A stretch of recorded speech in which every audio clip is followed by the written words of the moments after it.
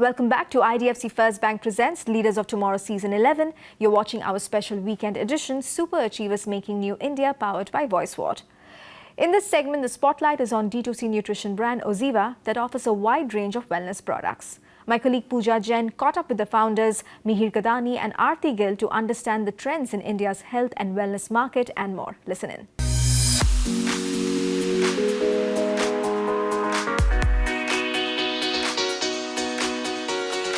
In the heart of India, a remarkable transformation is taking place. OZiva, a trailblazer in the realm of health and wellness, is not just changing lives but rewriting the very narrative of well-being. Imagine a world where wellness is not just a word but a way of life.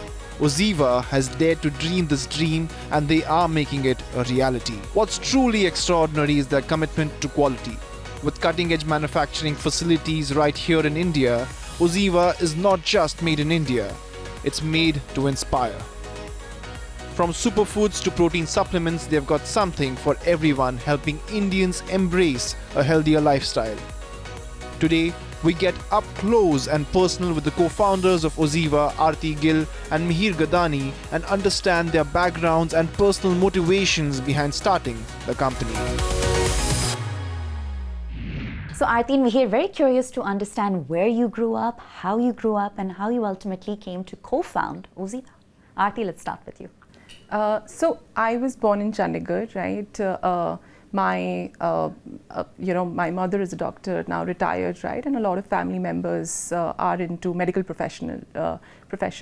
I was just good in maths, so like us time pe bahut hi kam awareness tha. So either you become an engineer or a doctor, right? So I ended up going to IIT Roorkee, right? And after graduating from there, I spent some time with a startup back in Bangalore. Then also, I think the question that I had in mind was whether I want to do investments or whether I want to start something of my own, right? Sure. I was always thinking I want to do something of my own, but what space of it is.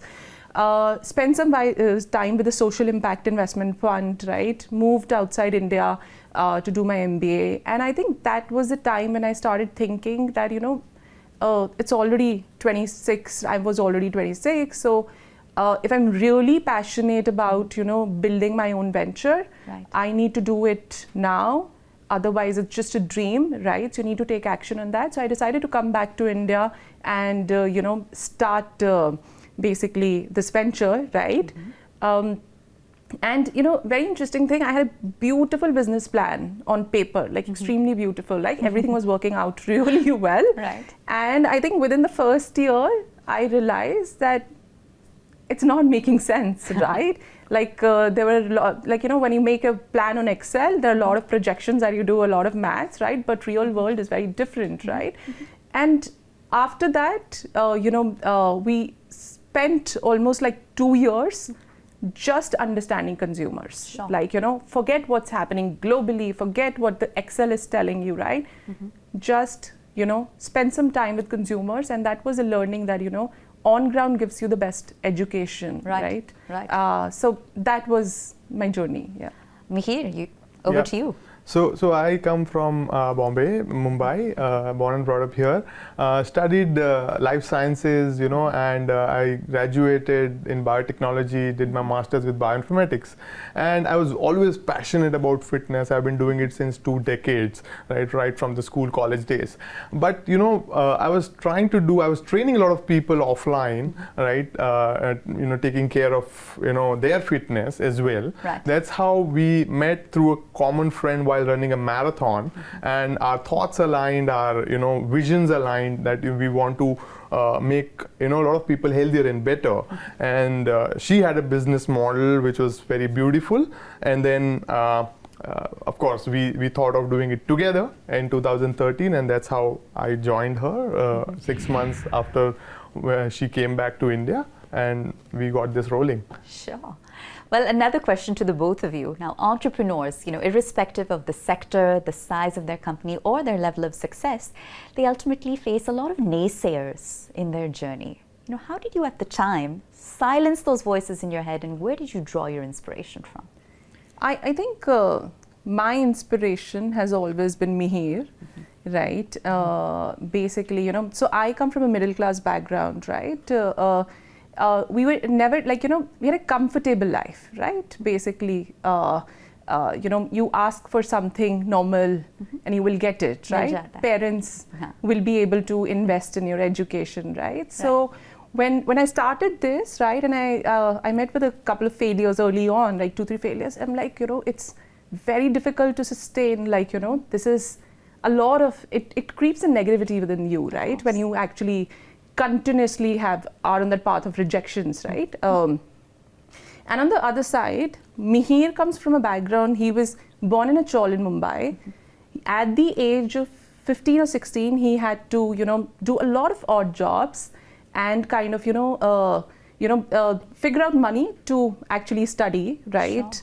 Sure. And that was his growing up, right? And when I saw this side of the story, I'm like, interesting. And he's extremely positive as a person. I'm like, I've gotten all things, and still, with the little bit things and rejection that I get, you know, you start feeling dejected. And this is a man who is self-made, built, you know, in like, you know, he never made an excuse, right? कि पढ़ाई के पैसे नहीं थे तो मैं पढ़ा नहीं. He did his masters in bioinformatics. That was great. And for me, I think that's what my source of inspiration was. We were almost, I think, we were bankrupt, actually. Most of the time we were bankrupt, right? But in the early years, I remember, like, you know, when we had to start OZiva, we realized there's something in there. There's like a lot of great products and R&D that we are working on, right? But we wanted to raise some capital for this to, you know, make it work.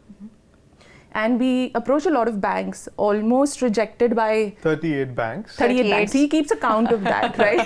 He's like, we're rejected, right? And every time I'll come out of that meeting and Mihir is like, acha, ye number ho gaya, right? So I used to count, you know, but in the end, you know, we got some funding. So you know, but we have never stopped ourselves from, you know, dreaming big, right? Funding hai nahi hai, doesn't matter. Like what you try to solve is most important. Yeah. So you have to trust the process. I pose this question to the both of you. Aarti, I'll start with you. What led you to pursue entrepreneurship, and what eventually also led you to pursue your passion of health and wellness professionally? I realized for me, the most important thing was, you know, the whole entire space of wellness, right? My mother comes from, you know, a healthcare background. A lot of people who are doctors, right? And I think I've seen a lot in the family, in the curative side of things, right? Focus was, how can I solve for preventive healthcare? How can we empower people to be healthier, right? Sure. Before they actually get a disease. And I think that was the whole, that identification of that purpose led me to start the journey. Yeah. Sure. So when OZiva was originally conceptualized, what was the market gap that you were trying to address, given that the space is incredibly fragmented and cluttered with competition to begin with, Aarti? Right. I think our first business model was basically around health consultations, where we were, you know, helping people with the diet, or also doing, say, marathon training coaching, or, you know, different areas within the entire wellness, right? You know, one of the constant things that we learned from our consumers were that, well, you've given me like a great feedback and a great diet chart, but, you know, from 9 to 6, my office mein hu, it's very difficult for me to include all these nutrients in the diet, right? And, you know, we say, good food doesn't mean good nutrition, right? You can be eating apple throughout the day. Apple is great, but would you get all the nutrients in your diet? No. At that time, we thought, okay, if you're not getting from your food, then you need an extra dose, right? And that's where the entire food supplements come into picture. And we said, let's look at what people can include in their diet. Mihir comes from a biotechnology background, so we started evaluating all the, you know, food labels, right? Whether we would like to recommend these to our consumers or not. Everything that was available across the table in 2014-15, right? We're talking about it either had a lot of artificial ingredients, a lot of sugar, a lot of, you know, soy, ingredients that we don't believe are great for human health in a long term.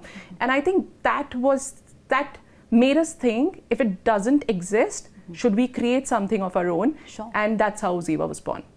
Well, Mihir, if I could come to you, I think one of the criticisms, around this space is that it's cluttered with information overload.